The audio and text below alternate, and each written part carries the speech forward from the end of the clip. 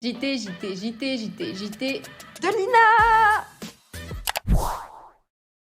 L'heure est à la fête. Nous sommes officiellement une communauté de 1000 personnes sur LinkedIn. On souhaitait tous vous remercier pour l'intérêt que vous portez à GoMind et à notre contenu.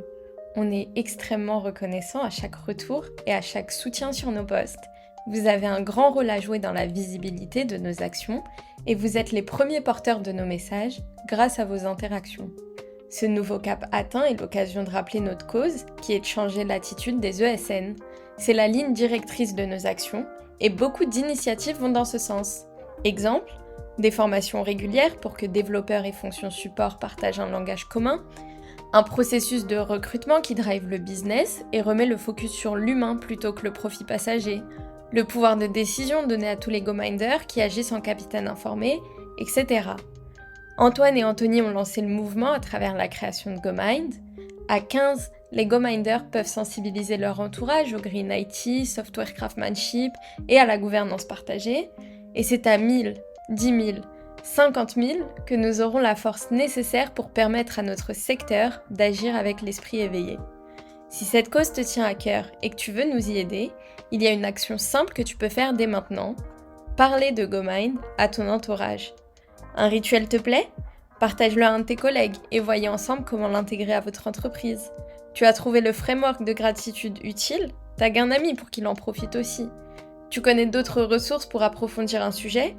Partage-les en commentaire et lance la conversation dessus. C'est rapide et facile, pourtant l'impact de ces actions est grand. GR 491. Ce qui sonne un peu comme le numéro d'un vol Paris-Shanghai, ce qui serait déplacé étant donné qu'on parle de Green IT, n'en est pas un, je vous rassure.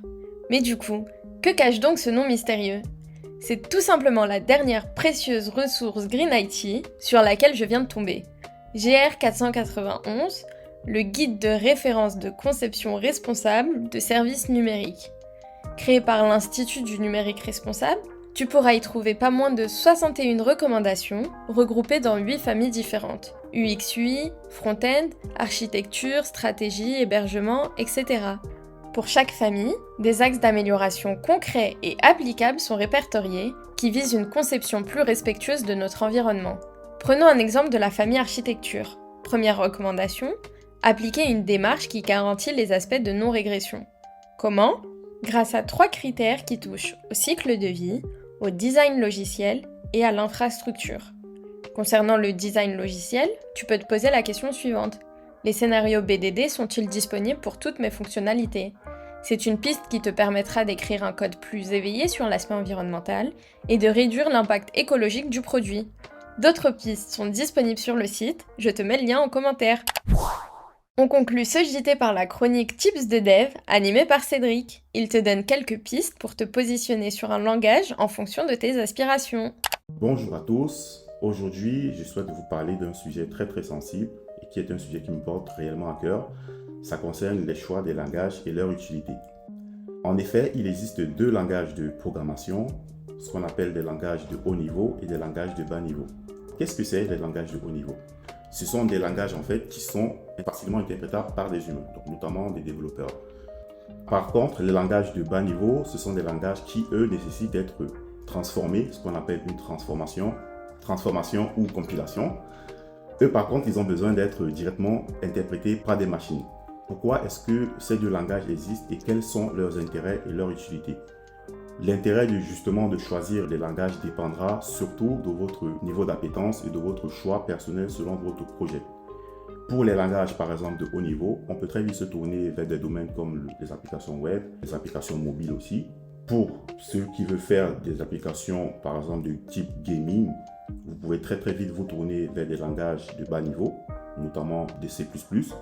Aussi ce qu'on appelle des langages mixtes qui comprennent à la fois des langages de haut niveau et des langages de bas niveau. La particularité de choisir ces langages, comme je le rappelle, dépendra surtout de votre besoin, de votre projet. Une fois que vous avez sélectionné le besoin et votre projet, vous pouvez très vite vous tourner vers le langage qui vous plaît. Et bien, j'espère que le sujet concernant les différents langages et leurs choix et leurs utilités vous a plu. Sur ce, je vous dis à la prochaine, à très bientôt. À la semaine prochaine pour de nouvelles actus. Bye bye.